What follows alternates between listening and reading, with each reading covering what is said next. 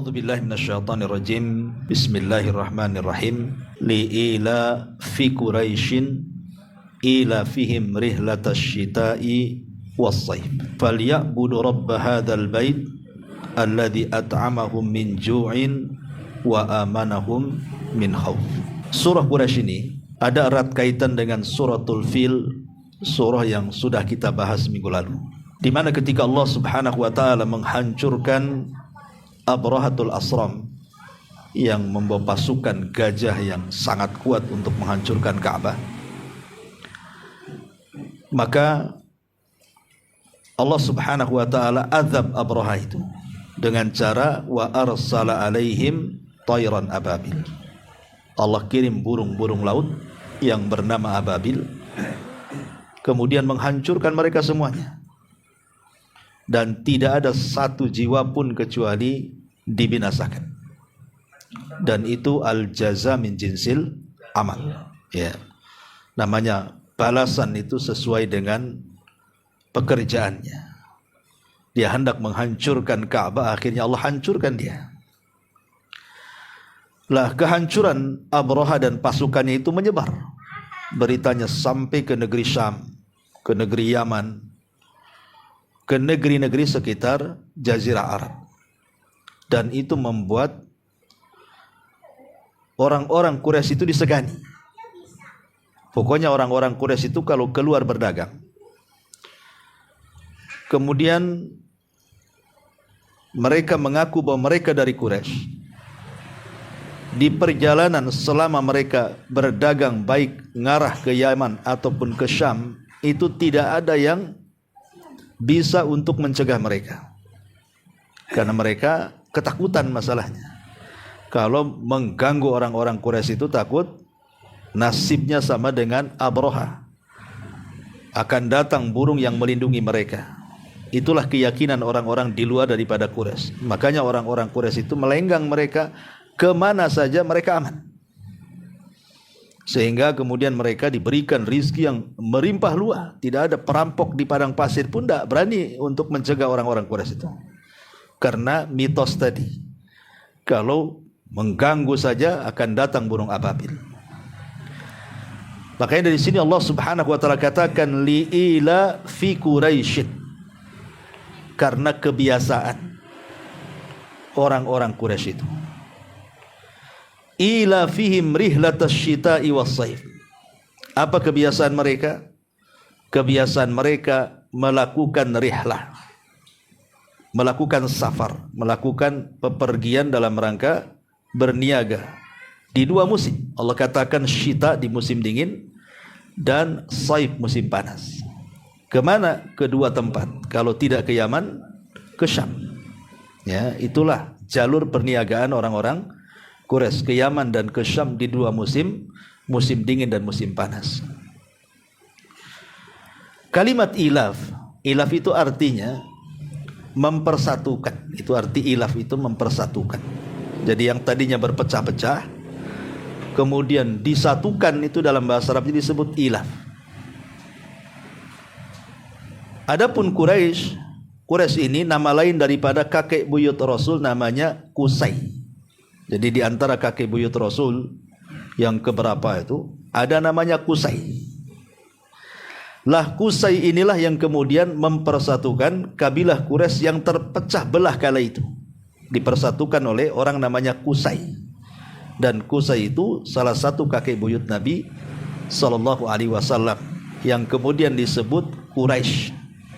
Makanya nanti kabilah itu dinasabkan kepada kakek buyut Rasul namanya Qusay atau disebut dengan Quraisy, maka kabilahnya disebut kabilah Quraisy. Dan suku Quraisy ini banyak kabilah-kabilah kecil di bawahnya.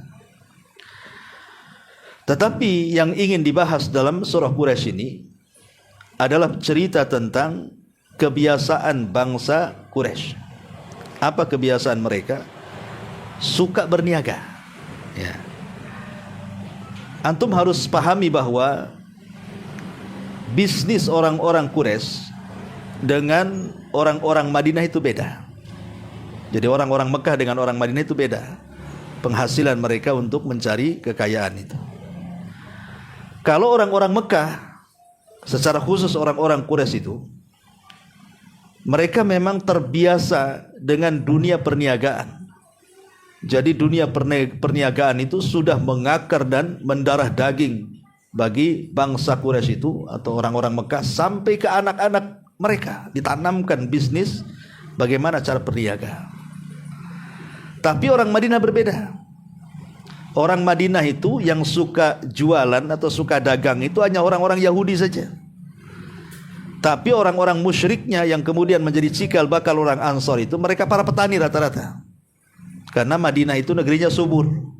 Ya, jadi orang-orang Madinah itu suka bertani, berkebun. Ya, makanya mereka tidak sehandal orang-orang Quraisy dalam berniaga. Makanya perekonomiannya dikuasai orang Yahudi. Sampai Yahudi itu di Madinah punya pasar besar, pasar induk lah bahasa kitanya, namanya pasar Bani Kunaiko. Itulah pasar induknya Madinah yang punya kabilah Bani Kunaiko. Sehingga secara keseluruhan ekonomi orang-orang Madinah sebelum hijrahnya Rasul itu dikuasai orang-orang Yahudi itu. Karena kalau orang sudah sukses berniaga, ikhwan, orang bisa kaya. Pekerjaan yang memungkinkan bisa kaya cepat itu hanya seorang pembisnis, seorang peniaga. Kalau PNS, ya kan, ataupun karyawan perusahaan, itu kalau nggak korupsi nggak kaya tuh. Kalau korupsi baru kaya kan gitu ya. Kecuali dapat warisan lah, baru dia kaya. Ya.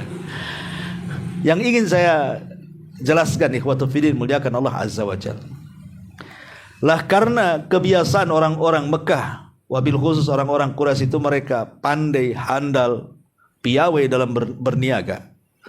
Makanya kelak nanti setelah mereka hijrah ya ke Madinah, itu bisa mengalahkan ekonomi orang-orang Yahudi itu. Jadi Nabi SAW sampai membuatkan pasar. Pasar itu hanya bergandengan dengan pasarnya orang Yahudi itu. Kayak sekarang lah ada Indomaret, Alfamart kan itu ya. Ya pasti itu gandeng-gandeng itu kayak. Jadi Nabi SAW itu membuat pasar persis di sampingnya pasar Bani Kunaiko. Itu pasar besar. Kemudian Nabi SAW memainkan jurus dagangnya di situ. Kan banyak pakar-pakar ekonomi orang Mekah itu. Abdurrahman bin Auf gitu ya, Utsman bin Affan, Abu Bakar Siddiq, itu kan pakar-pakar dagang tuh.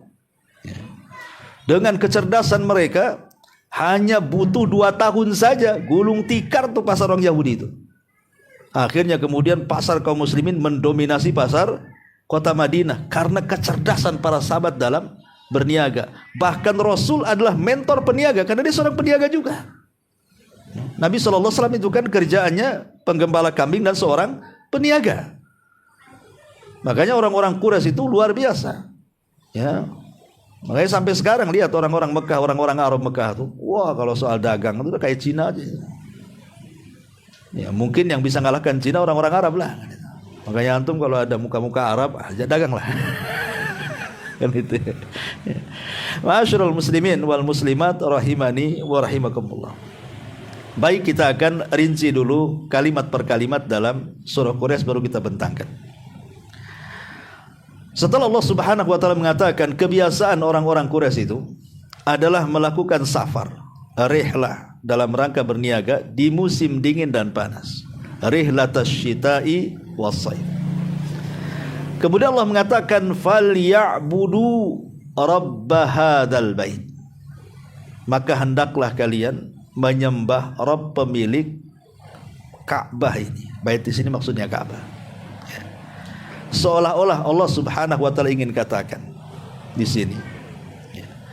Setelah Allah Subhanahu wa taala berikan nikmat kepada kalian berupa ekonomi yang lancar, kemudian keamanan yang luar biasa, kemanapun kalian keluar tidak diganggu, maka Allah Subhanahu wa taala hanya minta kepada kalian bersyukurlah kepada Allah. Dengan cara apa? Beribadahlah, sembahlah Rabb pemilik Ka'bah itu. Hanya itu yang Allah minta. Abroha sudah dihancurkan. Kalian sekarang disegani dunia. Kemana-mana tidak ada yang ganggu. Ekonomi kalian lancar. Itu semua nikmat. Nikmat itu harus dibalas dengan kesyukuran. Maka Allah Subhanahu wa taala minta agar kalian bersyukurlah wahai bangsa Quraisy, karena sudah dilimpahkan banyak nikmat kepada kalian, cukup kalian menyembah Rabb pemilik rumah ini. Dengan cara apa? Mengikuti ajaran Nabi. Nabi SAW diutus di tengah-tengah mereka, kemudian mengajak mereka untuk mentauhidkan Allah dan meninggalkan kesyirikan kepada selain Allah, kepada Lata, Uzza, Manat, Hubal, Saif, Nailah dan berhala-berhala yang lainnya. Cukup menyembah Rabb pemilik Ka'bah ini, itulah mentauhidkan Allah Azza wa Jalla. Tapi apa yang terjadi? Mereka justru menolak ajakan Rasul dan tidak mau menyembah Allah Subhanahu wa taala. Konsekuensinya apa? Dicabut nikmatnya. Berapa kali akhirnya Mekah terjadi paceklik hebat, kelaparan di mana-mana kan itu. Akibat mereka tidak bersyukur kepada Allah Azza wa Jalla setelah diutus kepada mereka seorang nabi, seorang rasul. Itu makna falyabudu rabb hadzal bait. Tentu sering saya ulang-ulang kepada antum semuanya, kalau kita bicara soal tafsir Al-Qur'an, maka kaidah secara umum al-ibratu bi umumi lafdzi la bi khususi sabab. Sebuah pelajaran itu bukan karena sebab turun tetapi karena umumnya lafaz. Ya, memang surah Quraisy ini bicara soal orang-orang Quraisy, ya, secara sebab khusus. Tetapi pelajarannya umum. Pelajarannya mencakup kita semuanya. Jadi kalau seandainya Allah berikan nikmat apapun kepada kita, jangan sampai nikmat dibalas kekufuran. Balaslah nikmat itu dengan kesyukuran. Nikmat apa saja, ya. Karena kalau seandainya kita ingin ditambah nikmat oleh Allah Azza wa Jal setelah nikmat yang sebelumnya Allah berikan kepada kita, maka bersyukurlah kepada Allah akan nikmat-nikmat yang Allah anugerahkan. Dari sini Allah katakan, la in syakartum la azidannakum. Kalau kalian syukur, ku tambah. Wala in kafartum inna adzabi lasyadid. Tapi kalau kufur, kalian akan diadab. Kemudian Allah mengatakan kalimat falyabudu rabb hadzal bait. Kalimat hadzal bait, ya, Rabb pemilik Ka'bah. Ulama tafsir mengatakan di sini ada isyarat tentang keutamaan Mekah dan keutamaan Ka'bah. Kalau kita bicara tentang keutamaan Mekah secara umum, ya, sebelum kita khusus keutamaan Ka'bah. Mekah ini negeri yang diberkahi. Sejak Allah ciptakan pertama kali bumi Mekah itu sudah diberkahi. Dan satu-satunya bumi di mana Allah Subhanahu wa taala pertama diibadahi, di mana? Di Mekah. Pertama kali Allah diibadahi oleh manusia itu di mana? Di Mekah. Kapan? Saat Adam diturunkan. Kemudian dipisahkan dengan Hawa, kemudian dipertemukan di Arafah. Kemudian mereka melenggang ke Ka'bah, kemudian mereka tinggal di situ beribadah kepada Allah. Itulah bumi pertama yang diinjak manusia untuk beribadah kepada Allah, hanyalah bumi Ka'bah atau bumi Mekah secara umum, ya. Makanya Ibrahim alaihi salatu wassalam berdoa kepada Allah Azza wa Jalla tentang bumi Mekah ini kan itu. Saat ketika dia meletakkan istrinya Hajar dan Ismail dengan doa yang macam-macam doa. Allah kabulkan. Makanya negeri itu adalah negeri doanya Ibrahim. Luar biasa. Mekah itu negeri yang luar biasa. Karena mulianya Mekah sehingga Allah terkadang mengulang-ulang dalam Al-Quran dan dijadikan sumpah dalam Al-Quran. Seperti Allah mengatakan wattini wazzaitun wa turi sinina wa hadzal baladil amin. Wa hadzal baladil amin maksudnya Mekah. Dan tidaklah Allah bersumpah dalam sebuah ayat dalam Al-Quran dengan makhluknya kecuali makhluk itu punya keistimewaan. Karena tidak mungkin zat yang maha agung bersumpah dengan sesuatu yang remeh. Tentu akan bersumpah dengan sesuatu yang memiliki keagungan juga di sisi Allah Subhanahu wa taala. Termasuk juga Mekah memiliki keagungan di hadapan Allah Subhanahu wa taala. Adapun Ka'bah secara khusus, Ka'bah ini kiblat bagi kita. Makanya kenapa ketika kita sholat kita disuruh menghadap kiblat. Ketika kita menguburkan jenazah, kemudian kita disuruh dihadapkan jenazah itu ke arah kiblat. Ketika kita menyembelih binatang, ya kan, kita juga mengarahkan binatang itu ke arah kiblat. Artinya Ka'bah itu kiblat kaum muslimin. Kiblat kaum muslimin itulah Ka'bah. Bukan kita nyembah Ka'bah, tidak. Itu hanya sekedar dijadikan kiblat saja untuk wihdatul Islam, mempersatukan orang Islam dimanapun berada. Kalau sholat, kalau menyembelih, kalau nguburkan, hadapkan ke Ka'bah. Ya. Hanya sekedar untuk dijadikan kiblat saja, bukan itu apa-apa. Ya. Ma'asyiral muslimin yang dimuliakan Allah Azza wa Jalla. Terlebih kemudian Ka'bah sendiri adalah tempat di mana Allah Subhanahu wa taala mempersatukan umat Islam dalam sebuah ibadah yang sangat mulia. Ibadah apa? Haji dan umrah. Dari mana-mana negara tumplak di situ. Sehingga tidak ada satu tempat di bumi yang boleh ditawafi kecuali Ka'bah. Tidak ada satu tempat di bumi yang orang boleh sa'i kecuali di Ka'bah. Tidak ada satu tempat orang yang boleh lempar jumroh kecuali di Mekah. Nggak boleh tawaf mengelilingi pesantren. Lempar jumrohnya pakai sak semen. Gitu ya. Hanya ada di sana tawaf, sa'i, lempar jumroh itu di Ka'bah sana lah. Di sekitar Ka'bah dan juga di Mekah secara umum. Ibadah haji manasik di situ. Dan siapapun yang beribadah di situ pahalanya besar. Lihat orang haji itu.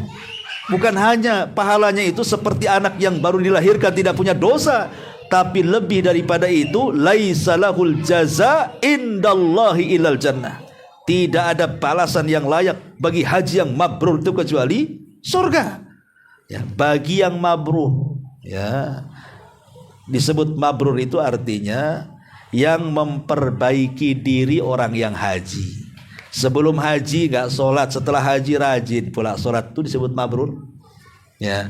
Sebelum haji ngadu ayam, setelah haji berhentilah dia judi, gitu ya. Sebelum haji dia mabok teler, setelah haji masya Allah alim luar biasa, itu mabrur namanya. Ya. Sebelum haji sholat, setelah haji tak sholat pula, tak mabrur lah, gitu ya. Sebelum haji tak mabuk, habis haji teler, bukan mabrur itu, kabur gak jelas tuh ya. Jadi orang yang beribadah di sana itu luar biasa. Bahkan satu-satunya masjid yang kalau diziarahi dapat pahala itu Masjidil Haram. Kata Rasulullah, tushaddu rihal illa ila salasati masajid. Tidak boleh melakukan safar dalam rangka ibadah kecuali ketiga masjid saja. Masjidil Haram, Masjid Nabawi, Masjid Aqsa. Bahkan kalau solat di Masjidil Haram satu rakaat sama dengan 100.000 kali solat di Masjid Nurul Hidayah. Ya. Luar biasa tuh. 100.000 kali solat pahala. Ya. Bukan pula habis solat satu rakaat di sana, umpamanya habis solat maghrib di sana, pas pulang ke sini tak mau solat maghrib. Kenapa? Saya udah ada stok 100.000 kali solat Ustaz. Gak enak kali, gak gugurkan solat maghrib. Itu bandingan pahala, ikhwan. Ya. Jadi dari segi pahala luar biasa di situ kan. Pokoknya luar biasa Ka'bah dan Mekah. Makanya Allah mengatakan falyabudu rabb hadzal bait. Belum lagi di Mekah itu ada apa? Ada air Zam-Zam, ya kan? Air yang diberkahi kalau antum minum, kemudian antum berdoa, doanya mustajab. Jadi kalau antum dapat air Zam-Zam dikasih kawan habis umroh, habis haji gitu ya. Waktu minum itu antum doa. Karena Rasul yang mengatakan ma'u Zam-Zam lima syuribalahu. Air Zam-Zam itu bisa mengabulkan setiap permintaan peminumnya. Minta ya saat minum itu. Minta supaya dicerdaskan gitu ya. Minta supaya disehatkan dan begitu seterusnya. Intinya kalau kita cerita Mekah dan Ka'bah secara khusus luar biasa keutamaannya. Tempat yang dimana Nabi SAW hidup dari kecil di Mekah. Lahir di Mekah Nabi itu. Kemudian dibesarkan di Mekah. Kemudian diangkat jadi Nabi juga di Mekah. Berdakwah pula di Mekah. Bayangkan Rasul hidup 53 tahun loh di Mekah. Karena Rasul diangkat menjadi Nabi dan Rasul di usia 40 tahun. Kemudian dari usia 40 tahun dipotong dakwah Rasul 13 tahun. 13 tambah 40, 53 tahun. Jadi Rasul itu tinggal di Mekah 53 tahun, coba bayangkan. Itu tempat tinggalnya Nabi. tempat tinggalnya Rasul kita. Ya wajar, itu tempat yang mulia bagi kita. Kemudian Allah mengatakan, "Falyabudu rabb hadzal bait alladzi at'amahum min ju'in wa amanahum min khauf." Alladzi at'amahum, Allah yang telah memberikan kenyang kepada mereka dari kelaparan, dan Allah yang memberikan keamanan kepada mereka dari rasa takut. Kenapa di sini Allah Subhanahu wa taala mendahulukan kenyang dari rasa lapar, baru setelah itu aman dari rasa takut? Karena aman itu biasanya lahir dari kenyang. Orang kalau kenyang aman, kalau lapar nggak aman tuh biasanya. Makanya didahulukan masalah kenyang dulu, baru cerita aman. Orang tuh kalau ekonominya bagus, sebuah negara itu kalau ekonominya bagus, rakyatnya kaya-kaya, cukup-cukup gitu ya, tidak ada yang kelaparan, maka negara itu aman. Aman negara itu ya. Tapi kalau seandainya negara itu rakyatnya kelaparan, susah cari makan, susah cari pekerjaan, alamat negeri itu kacau tuh. Kacau tuh. Kenapa orang maling coba? Kenapa orang mencuri? Kadang-kadang alasan mereka ada yang karena ingin makan, ingin biaya istrinya yang sedang mau melahirkan kan itu ya. Kadang-kadang untuk biaya anak-anak sekolahnya, macam-macam. Kalau kita lihat di berita kriminal itu, orang yang ketangkap mencuri itu alasannya itu, istri lagi hamil mau melahirkan, tak ada duit, akhirnya apa? Nyolong pipa di jalan kan itu ya. Kemudian kalau ditangkap gitu, kenapa kau nyuri gitu kan? Pagar orang dicopot tuh, bayangkan. Ini kalau alhamdulillah di Batam saya belum pernah dengar ya. Oh, daerah Bekasi, waktu saya main ke kawan di Bekasi itu pagar besi nih bisa diangkut orang tuh. Cemana lah caranya itu? Jadi orang itu memang udah bawa pickup, di pickup itu memang sudah ada gerendanya, sudah ada gergajinya. Pokoknya gerak cepat itu. Ya. Tahu-tahu sudah hilang tuh gerbang tuh. Memang sampai ke gerbang-gerbang lah dicuri orang tuh. Terakhir nyuri orang untuk dijual ginjal nih yang lagi rame-rame sekarang kan. Orang dikelabui, maukah kau kerja di Kamboja katanya. Gajinya sekian ratus juta. Oh mau. Sampai sana sudah tanda tangan. Bego pula dia, bahasa sana tak paham. Akhirnya rupanya isi perjanjiannya apa? Jual beli ginjal. Terpaksa lah, mau nangis gimana di negeri orang, paspor ditahan orang. Dia dalam ruangan, terpaksa lah dia disuntik dokter, dia ambil ginjalnya. Tuh lihat, ngeri di zaman sekarang, ikhwan, hati-hati. Ya, jangan kemudian gara-gara gaji besar, rupanya pula jual beli ginjal isinya. Ya. Intinya bahwa keamanan itu akan muncul karena rasa kenyang. Ya, ekonomi cukup, pekerjaan ada, ya, maka aman tuh. Nah di sini Allah Subhanahu wa taala mengatakan, alladzi at'amahum min ju'in wa amanahum min khauf. Di antara nikmat Allah Subhanahu wa taala yang paling besar adalah Allah karuniakan keamanan kepada kita ini. Sebuah negeri kalau aman, ikhwan, kita bisa cari kerja dengan tenang, bisa ibadah dengan tenang, bisa belajar dengan tenang, bisa ngerawat anak istri dengan tenang. Itu kalau negeri aman tuh. Coba antum lihat negeri yang ada konflik, ya seperti Suriah, Yaman, apalagi Libya, kemudian Rohingya gitu ya, yang nggak aman-aman lah, tengoklah.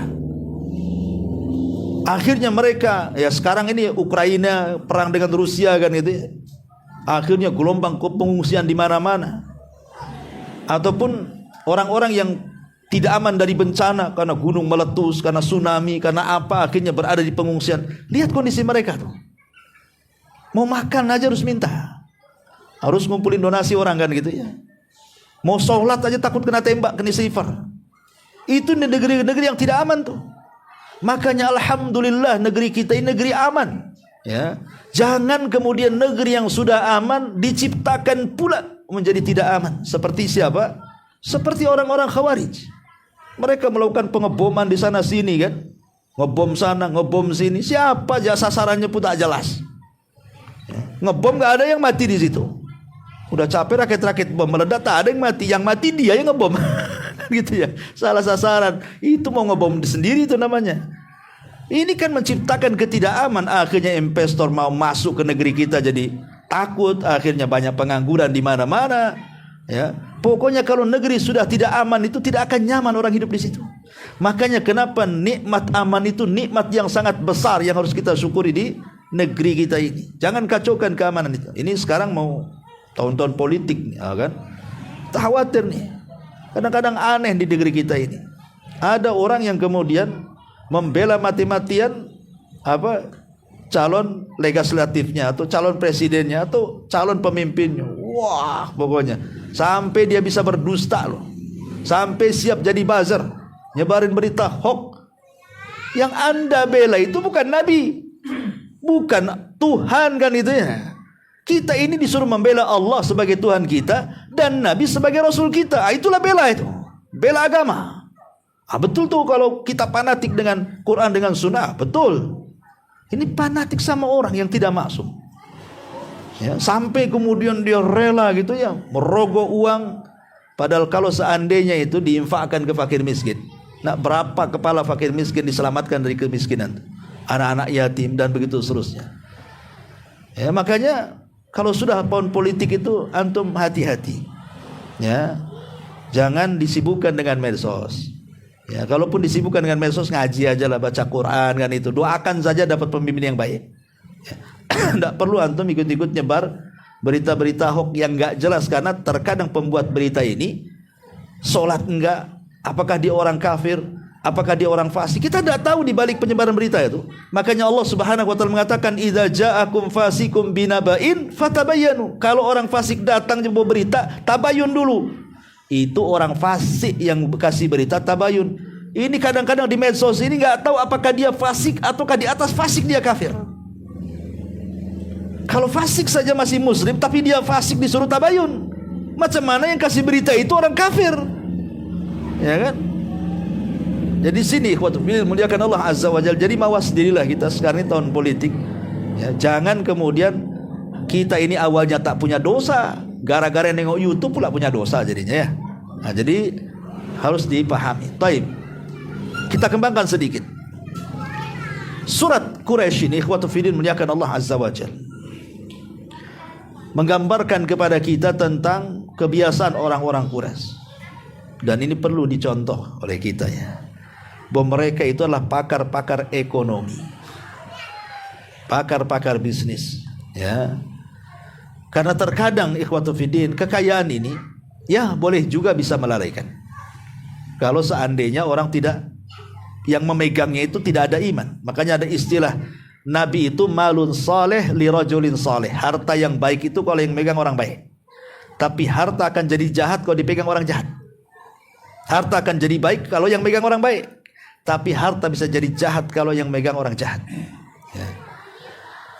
Tetapi ingat bahwa harta juga bisa menopang kejayaan Islam. Lihat negara-negara kaya, terkadang mereka menghutangi negara-negara miskin kan? Kemudian mengatur pula negara-negara miskin sampai kepada mengatur soal urusan agama ya. Contoh saja yang mudah ya. Kenapa tergerus kalender Hijriah? Sampai sekarang tidak laku kalender Hijriah. Dan hampir semua negara di mana-mana negeri kembali ke kalender Masehi. Padahal kalender Hijriah itu kalender umat Islam kan. Tapi di negeri kita sendiri gak laku. Karena rata-rata PT-PT kalau gajian itu tak pakai kalender Hijriah kan. Berapa Hijriah itu antum gajian? Ada yang ngomong gitu? Kan itu. Ya paling tengoknya kan paling tanggal Masehi kan gitu ya. Ini udah bulan Juni nih, ya akhir Juni lah gajian. Enggak ada saya dengar itu, saya gajian akhir Syawal Ustaz. Itu kalau puasa ya saya belum puasa Syawal. Kan itu ya. Ya mungkin itulah kenapa bisa tergerus coba. Padahal dulu umat Islam itu menggunakan kalender Islam loh, Hijriah. Kenapa? Salah satunya apa? Karena kejatuhan negara Islam. Waktu terakhir Turki Utsmani berkuasa. Ya, Turki Utsmani minta bantuan kepada Perancis dan negara-negara barat yang lainnya. Dan mereka siap bantu tapi dengan syarat 1, 2, 3. Salah satu syaratnya apa? Hapuskan Hijriah, ganti Masehi.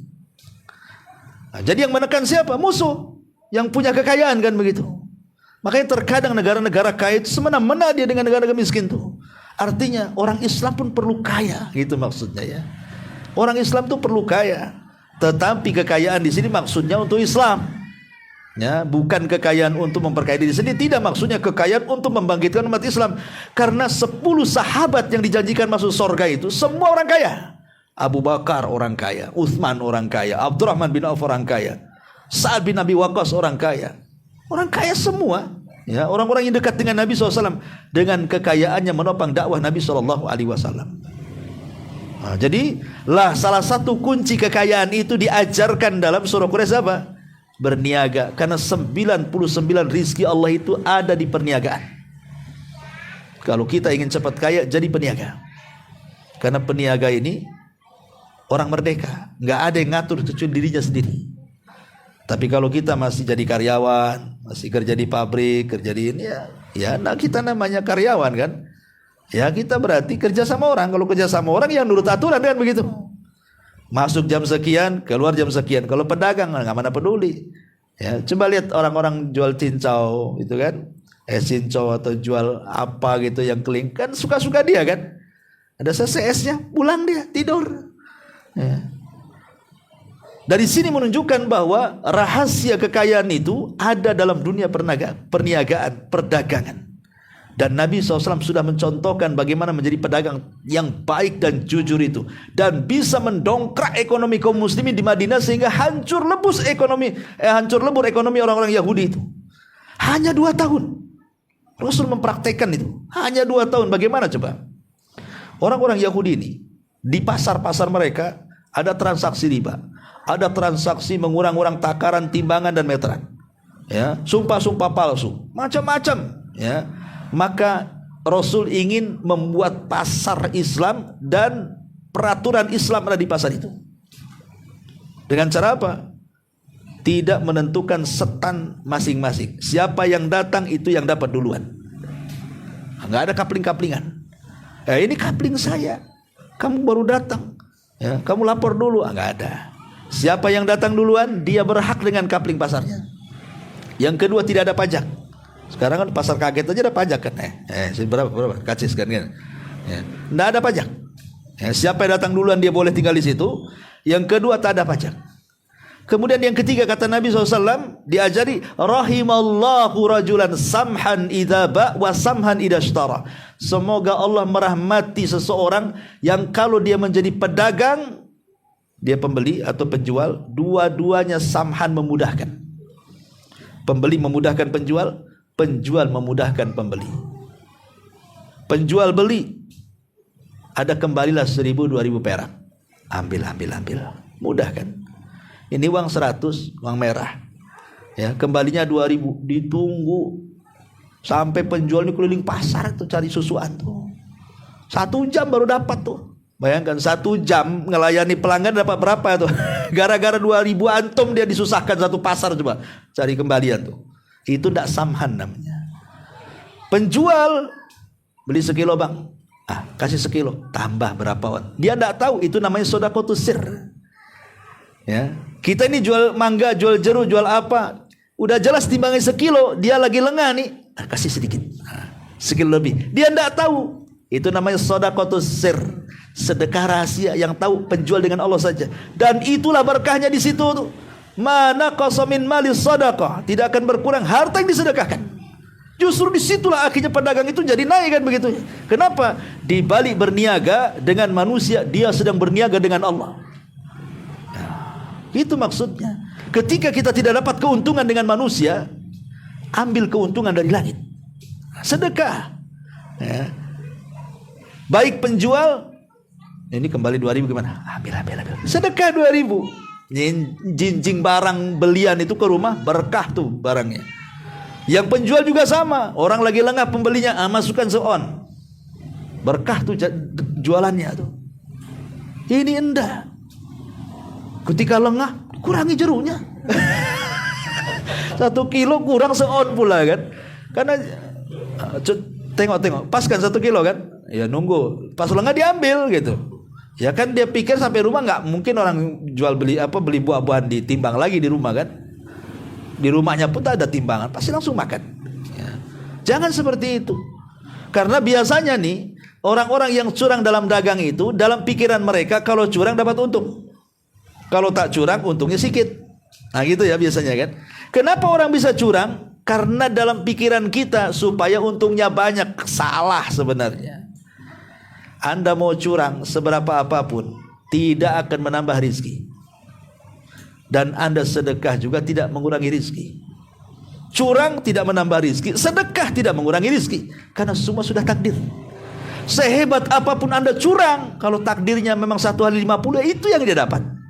Memang sudah ditakdirkan dapat segitu. Cuman caranya haram. Kau tidak sabar aja. Ya, coba kau sabar, segitu itu dapatnya dengan cara halal, berkah lagi kan begitu. Karena tidak sabar, segitu dapatnya dengan cara haram, tak berkah pula hartanya. Inilah yang kemudian yang harus dipahami bahwa ya, Nabi mengajarkan sistem dunia perdagangan. Ya. Karena Nabi itu kan harus komplit karena dia adalah qudwah kan. Dia contoh bagi kita. Apapun yang ada pada diri kita ada pada diri Nabi. Musibah seberat sekecil apapun pada diri kita, Nabi pernah merasakan semuanya. Kita miskin, Nabi pernah miskin. Kita meninggal anak-anak kita, anak-anak Nabi meninggal juga. Kita yatim, Nabi yatim. Ya. Kita diganggu dakwahnya, Nabi lebih parah lagi diganggu dakwahnya. Coba sebutkan kesusahan kita. Ada semua pada Nabi. Makanya wajar kalau Nabi itu disebut qudwah gitu ya. Ya, Anda sebagai pemimpin, dia pemimpin, contoh kepemimpinan Nabi. Anda seorang pedagang, Nabi juga pedagang, contoh ya. Bagaimana Rasul berniaga. Gitu maksudnya. Nah, ini surah Quraisy ini secara global adalah bicara tentang kebiasaan orang-orang Quraisy dan dorongan untuk bersyukur setiap nikmat yang Allah anugerahkan kepada kita. Wallahu a'lam bishawab. Baik, sampai di sini. Mudah-mudahan ada manfaatnya. Subhanakallahumma bihamdika asyhadu an la ilaha illa anta astaghfiruka wa atubu ilaik. Allahu ta'ala alam. Assalamualaikum warahmatullahi wabarakatuh.